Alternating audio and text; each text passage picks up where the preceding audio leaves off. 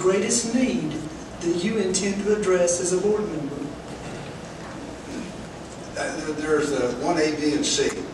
First of all, we've got to get through 2 tough years. I believe, I'm an economist by undergraduate training, and I've forecasted GNP and so forth. I really believe that the next 2 years, because of the lack of funds, the stimulus funds and Medicaid funds and other factors, and also the tax base locally, we're going to have, I project, a $10 to $15 million additional shortcoming next year.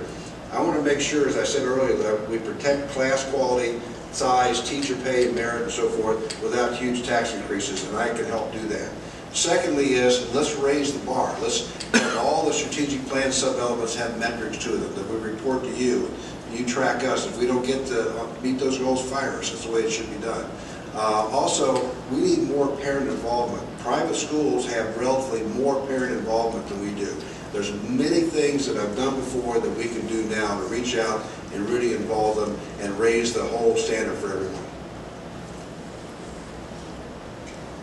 I'll agree with, I'm going to break mine down into 3 if I may as well. I'll agree that the greatest need or concern we have right now is the budget. But I think we can do that, again, with the support and the information that we get from the teachers and the parents that are involved. I think the other, one of the big things I would say is what I would call the real education. Right now, there's been so much emphasis from the state for our students to pass on the assessment tests. So they are learning, and every day they learn to pass the tests. But I would rather see them really learning their skills for the real world. For example, in your science classes, you have a science lab, and it's a great way to learn.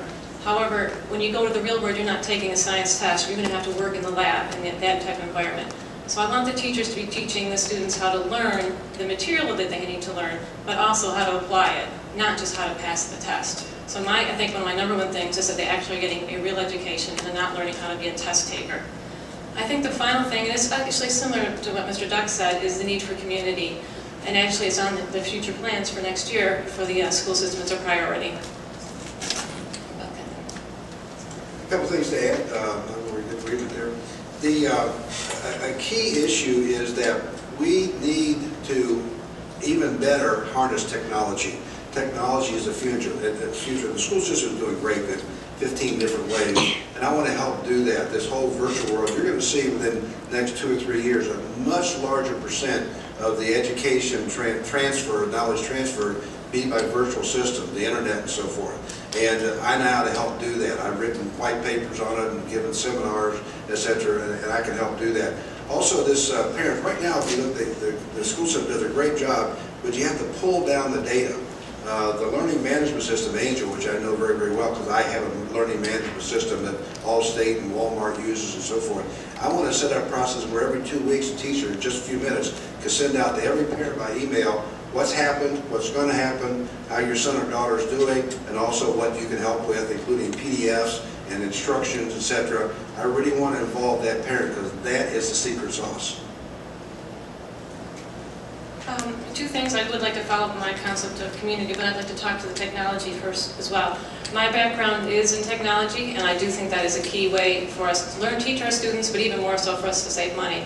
However, as myself as a parent, and also having talked to a lot of parents, I think we need to strike a balance.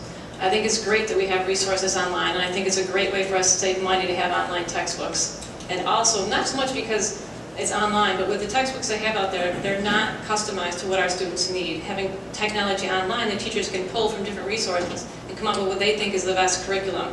However, from the parent side, I'm also hearing a lot of parents that don't want to print 20 color pages of a PowerPoint presentation.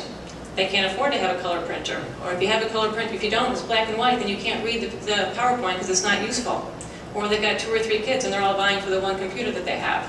So I think technology is a great resource, and I think it's a tool, but I don't think it's the be-all and the end-all. I think we need to balance that for our everyday lives.